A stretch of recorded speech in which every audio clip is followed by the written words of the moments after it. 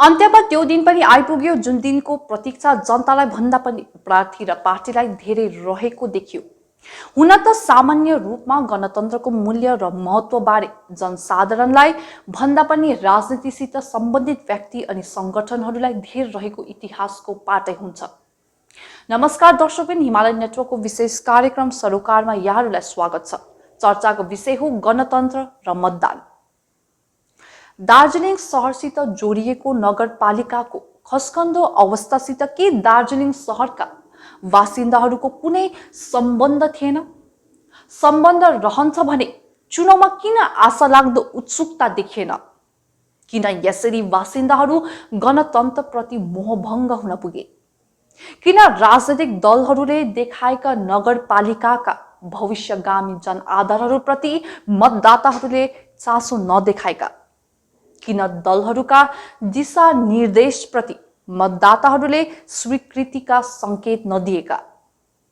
एक दुई गर्दै सायद 100 सम्म पुग्न सक्छ यस्ता प्रश्नहरूको सूची। यस पालिको चुनावमा मतदाताहरू मत खसाल्न उत्सुक पटक्कै देखिएन। नोटाको बटन थिच्ने सम्मको आवश्यकता उनीहरूले अनुभव गरेनन्। पोलिङ बुथसम्म पुग्ने ऊर्जा खर्च गर्न उनीहरूले चाहेनन्। साइलेन्ट भोटर, भाइब्रेन्ट भोटर आदि परिभाषाले मतदाताहरूलाई चुनाव प्रचारमा सम्बोधन गरियो, तर दार्जिलिङ नगरपालिकाका 46% मतदाताहरू मत खसाल्न आफ्नो बुथहरूमा देखिएन। यो 46% भित्र दार्जिलिङ छाडेर देश विदेशतिर पलायन हुनेहरूको संख्या पनि पर्दछ। बिरामी अवस्थामा रोगले थलिएकाहरूको प्रतिशत पनि परेको हुन सक्छ। इच्छा हुँदै हुँदै पनि एकै जानु हो भोट हाल्नु, जोसुकैले जिते पनि जसको हातमा डाडु पनि पर्छ उसैको मात्र त विकास हुने हो भनेर घरमै बस्नेहरूको संख्या पनि धेरै हुन सक्छ। नगरपालिका र सिस्टमको कार्यप्रणालीदेखि रुष्ट भएकाहरू बरु एक सन्डे अझै रमी, म्यारेज र हजारे खेलेर बिताइदिउ भन्नेहरूको जमातले बुथहरू खाली हुन सक्छ। होस् नहोस्, तर गणतन्त्रमा मत अधिकारको ठूलो महत्त्व देखिन्छ भने झन् पहाडको राजनीतिमा त मताधिकारको भूमिका शीर्ष स्थानमा रहेको छ। 54%ले मात्र भोट खसाल्नुले यो एक एभरेजदेखि तलको संख्या निर्धारण गर्न सकिन्छ। कि त राजनीतिक पार्टीहरूको संख्या धेर भएर हो कि सबैको मन राखिदिनका लागि बरु बुथ नै गएन भने लन्ठाइ साफ भनेर हो। जनता भोट खसाल्न नगएको कारणहरूमध्ये यो पनि एउटा हुन सक्छ। अथवा भनौँ, जुनै जोगी आए पनि कानी चिरिएकाहरू नै त आउने हुन् भनेर बुथसम्म पाइला नपुगेको पनि त हुन सक्छ। यस्ता अनेकौं अनुमान र अड्कलबाजीहरू लगाउन सकिन्छ। एकछिन पालो भएको छ विश्रामको। 1 मिनेटपछि फेरि आउनेछौँ। त्यतिन्जेल हेर्दै गर्नुहोला Himalaya network.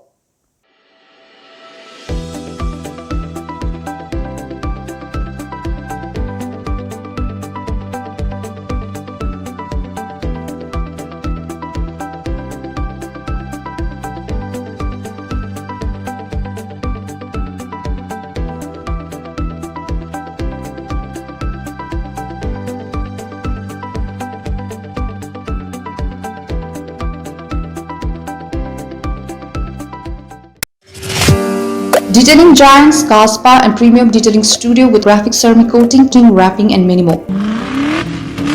Experience next level car detailing and protection. Expertise lies in the application of high quality and industry leading brands under 5 to 7 years and above warranty.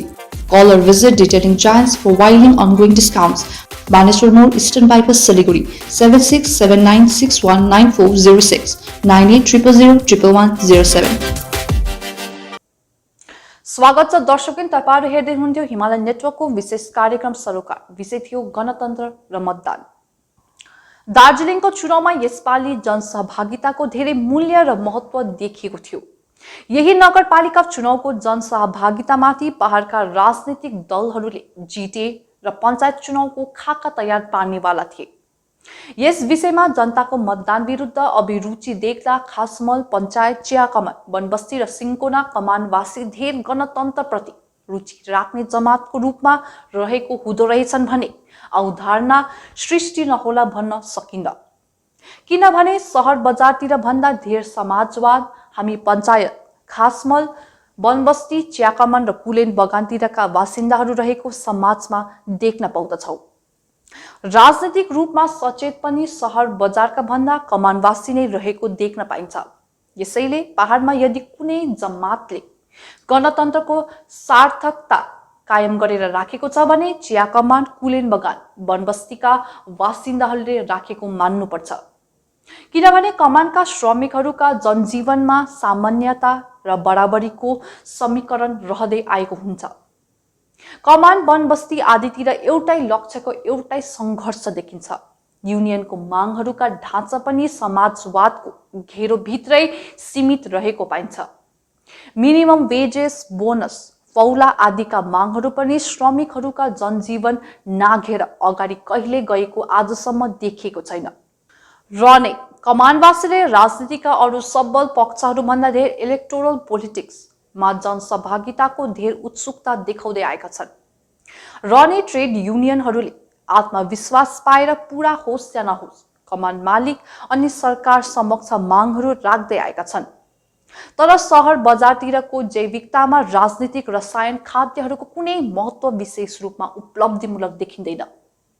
यसरी एकाएक सहर बजारका बासिन्दाहरू इलेक्टोरल पोलिटिक्समा सहभागिता देखाउने संस्कारप्रति किन यसरी विमुख भए त? राजनीतिप्रति किन नगरपालिका बासिन्दाहरू यसरी निरुत्साहित बने त? सर्वेक्षण, शोध अनि अनुसन्धानको विषय पनि बन्न सक्छ यस्तो मानसिकता उत्पत्तिका कारण। यस्तो हुनुमा क्षेत्रीय पार्टीहरूले निर्वाह नगरेका वाचा, कसम र आश्वासनका दुष्परिणामलाई हामी सबैभन्दा प्रमुख कारणको रूपमा मान्न सक्छौँ। दागोपाप कालदेखि नै पछाडिएको नागरिक समाजका अपुरो मागहरू पूरा गरिएन। केन्द्र र बङ्ग सरकार समक्ष समाजको खस्कन्दो सामाजिक स्थितिहरू विषय लिएर ठोस पाइला चालिएन। तीनवटा लोकसभाका चुनाव त जितियो, तर घोषणा पत्र अनुसार कुनै उद्धारका कार्यहरू समेत गरिएन। विधायकहरू पनि प्रत्येक 5-5 वर्षसम्म जन्मायो, तर विधानसभासित सम्बन्धित कुनै सुधारवादी जनहितका कार्यहरू गरिएन। यसैले दार्जिलिङ पहाडको राजनीतिले 35-36 वर्ष पार गर्दा पनि तर यहाँ कुनै उपलब्धिमूलक कार्यहरू भएनन्। यथार्थको विषयवस्तु छाडेर भावना, अस्मिता र जनआकांक्षाका विषयवस्तुहरू मात्र उठायो। संवेदना र सहानुभूतिका प्रश्नमा जनतालाई 105 दिनसम्म नारा जुलुसमा खटायो। गोर्खाको सपना आफ्नो बतायो। दुई प्रकारका पिपेसका परिकल्पनाहरू देखायो। वार्तामा 2 र 6 को विश्लेषणको ढोल पिट्यो, तर परिणाम शून्य अनि मात्र शून्य। यतिका नमुना र उदाहरणका दृश्यहरू आफैमाथि आफैले पचाइसकेका जनसाधारणको अब राजनीतिमाथि कहाँबाट विश्वास रहला त? हवस् त दर्शकबिन, आजलाई यति नै।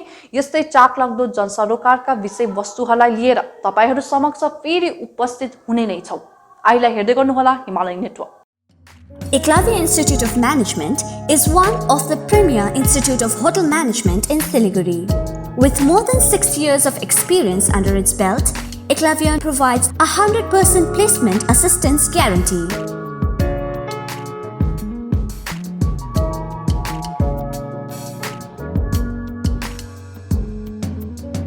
We offer 1.5 years diploma in travel, tourism and hospitality management, as well as a 6 months diploma in food production, food and beverage services, front office and housekeeping. For further details, contact Eklavya Institute of Management, Lama Building, behind Hotel Heritage, Patel Road, Pradhan Nagar, Siliguri.